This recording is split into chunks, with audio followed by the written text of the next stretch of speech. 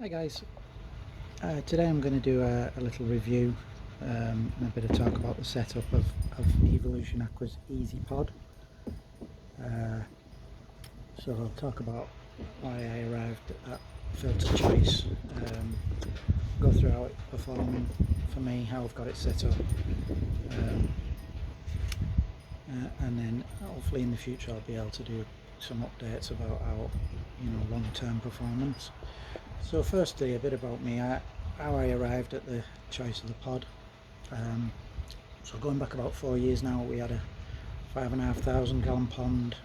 We had 14 good quality fish, decent size, filtered by two Nexus 210s, and a bead filter,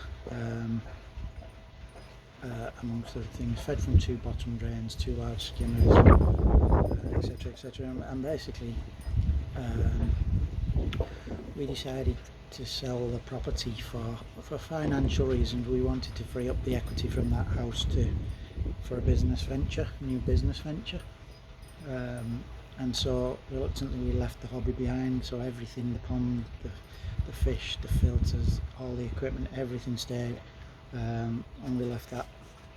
We moved on, and we, up until the beginning of this year, that went okay. We moved into a little property which we don't intend staying in for long, but at the beginning of this year I got itchy feet a little bit again, and then with the lockdown coming as well, I decided I had to build a little pond. So it's very small. It's fit into a space that we have in the garden.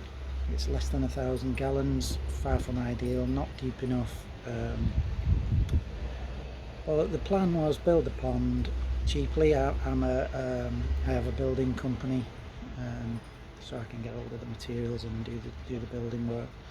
The plan was build a pond as cheap as possible, because, as I say, we don't intend being in this property long, and I'm going to have to leave it all behind again.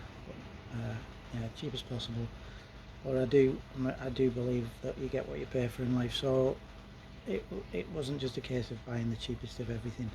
And having had EA products in the past and being happy with the performance, and looking at what was out there and the price point, there wasn't a lot of decision. There wasn't a difficult decision, to be honest. The pod was the only one really that kind of ticked all the boxes. It was something of a no-brainer. So onto which pod to choose.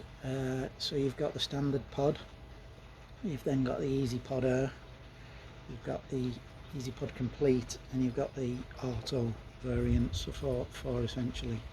The standard pod was the one I was kind of leaning towards, but I did want to obviously need an air pump. Lucky wasp. I did need an air pump, so I had a look at the pump that comes with the pod, and it's a good pump, and a pump that I was happy with. So buying the air made sense really, because it was cheaper than buying the pod and the pump separately. Complete, not so much interested in, because it has to be pump fed and I have a bottom drain, and the same for the Auto. But to be honest, I like to clean my filters manually. I like to get hands on, and I like to see them, and I do it every single day, because I do enjoy it. So Eazypod was the option I went for. So just quickly then, I'll just turn this around and I'll just show you the pond itself before we get onto it. So that's the pond that I built. As I say, it's a small pond. It's about 1,500 gallons. Sorry, it's just under 1,000 gallons. Full sunlight all day long. Bottom drain, concrete base, bottom drain, brick walls, block walls on their edge. Little window for the new grandson, so he can see the fish. Split face tiles, little sunshade, and that's it really. So if we go into the little shed, so I've got a little metal shed, which I use to house the filter, and you can see there's the pod in situ. I've just got it on a little platform there to get the height correct. An Aqua Forte variable 10,000 variable pump. I've then got a little UV there. Oh, sorry, just turn the camera around there because it was difficult to see. So yeah, it's quite dark in here, but that's a little 36 watt cloverleaf smart start UV, the plastic one, cheap one. Aqua Forte variable 10,000 litre pump. And then I've built a little bypass here which you can see on another video. The pod itself, the EA 70 litre air pump that comes with the Eazypod air model, and that's that. So yeah, the lid, I try to keep the lid on during the day. I take the lid off, you can see this hasn't been cleaned today yet. There's the pod itself. So inlet, water coming in from the pond down here. It goes down through those grills that you can see, and then it comes up here through the static Micro K1. It then passes through these grills into this centre section, and it goes down the bottom there, and then ultimately out here into the pump, around through the UV and back out the wall there, where it returns over the side of the pump there, the side of the pond there. Okay, so the pump itself is set at the moment to 36 watts. That's running 38 watts. So I'd have to check, to be honest, what that equates to exactly in terms of what it should flow, but I do know that for my purposes it's about 5,000 litres. So that's obviously after the head losses that I've got with this particular setup. So that's what I've got there. Now what I will do, I'll just turn the pump off. So when it comes to setting up height of the pod, you need to see really where you're at with the pump off. But as you can see at top, that's the level there. It just comes up to the top of this. That's the water there, with the pump running. So that's kind of a nice level for me, but obviously you can't see how the pod is in relation to the pond unless you turn the pump off. So I'll just stop the pump there for a second, and that now and again you see that now rises in the centre, because you've not got the pump from the floor now pulling it down, and that's coming up to around about probably an inch from the bottom of this lip. So that gives you an idea of the height that I've got this set to, and that water is actually flowing over these overflows there. And then if I turn the pump back on, you'll see that'll pull that down again. I'll watch here, you'll see it pulling the flow back down. So static, pump off about an inch from this lip, and flowing probably 2.5 inches, something like that, but just to the height of this lip. So that's how I've got it set up, and in terms of flow, 5,000 an hour I found to be particularly good. I wouldn't say the best because I've not tried every single flow, but I've got it set to 5,500 to 5,000, and that works really well. Just to give you an idea of fish load, I've got five fish around about 30 centimetres in here, 5 young torsi from Shintaro, and then 2 others just over 150, so 7 in total. These fish are fed premium growth food, 5 or 6 times a day, something like that. They've actually just been fed, otherwise they would be at the window now wanting feeding, but you can kind of see there the sort of the size of the fish that are in here. That one there's about 32 centimetres.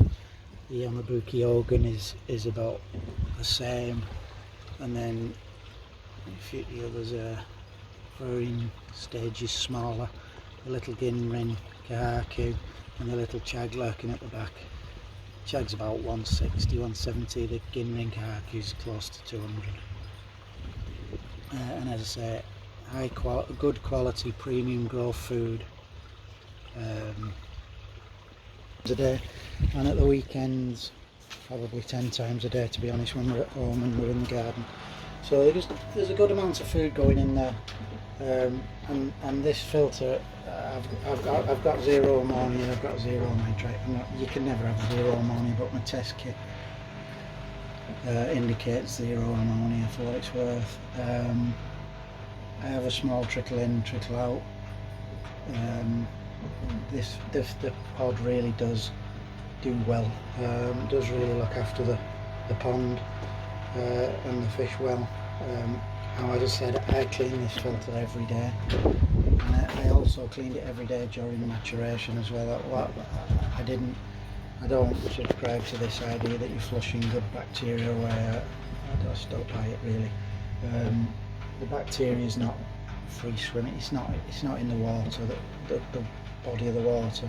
It's on surfaces. So I have no problem. I cleaned every day. I fed from day one. I think in total I missed 2 days, 2 individual days I had to avoid feeding because I got a little bit of nitrate, but other than that, nothing. So virtually no new pond syndrome at all. I fed from day one, 4 or 5 times a day, just missed the 2 days. Obviously I did add a bacteria product, and I used the Eazypod Pure Plus, which I found really good. And the other thing is my pH is 7.5 out the tap, which makes life so much easier because I never had to worry about ammonia at all. My ammonia went up over the first few weeks, got up to 1.2, plateaued, sat at that for about a week, and then slowly dropped. And because my pH is 7.5, there's no issue at all with 1.2 milligrams of ammonia. It's not toxic at all at that pH. So yeah, very good. So in terms of the pod itself, I mean, it's early days, but very quick to mature. Using the Pure Plus gel as well. The nitrate was slower than the ammonia, but that's no surprise. K1 is notorious for being slow to colonize nitrate bacteria. It was slower than the ammonia, but it wasn't a problem. The test kit I used in actually there, just for information for what it's worth, is the Colombo, the professional one. I find that really good. I've not used it before actually, but I've been really quite impressed with it. It's really good, consistent and easy enough to use. So first impressions then, if I can call it, first impressions after 10 weeks are really very good. Really quite impressed with the little filter. It seems to get quite a bit of bad press. People seem to want to do it down, but yeah, I can't complain at all. I could certainly recommend it. Obviously has its limitations. Stick within the size and feed limits. It'll handle about 100 grams of food a day. I've noticed now they're quoting 100 to 125. Assume it's 100, and you're not far wrong. I'm confident that this will. I don't think I'm putting 100 in yet for these 7 little fish. Probably nowhere near that, to be honest, but I'm quite confident that it will do the job when I am. So yeah, really good. Can't fault it, to be honest with you, at the moment. The only, talking of faults, I guess I should try and find something. I think the only thing I can think of probably is So I've not cleaned this, it's filthy, but if you notice the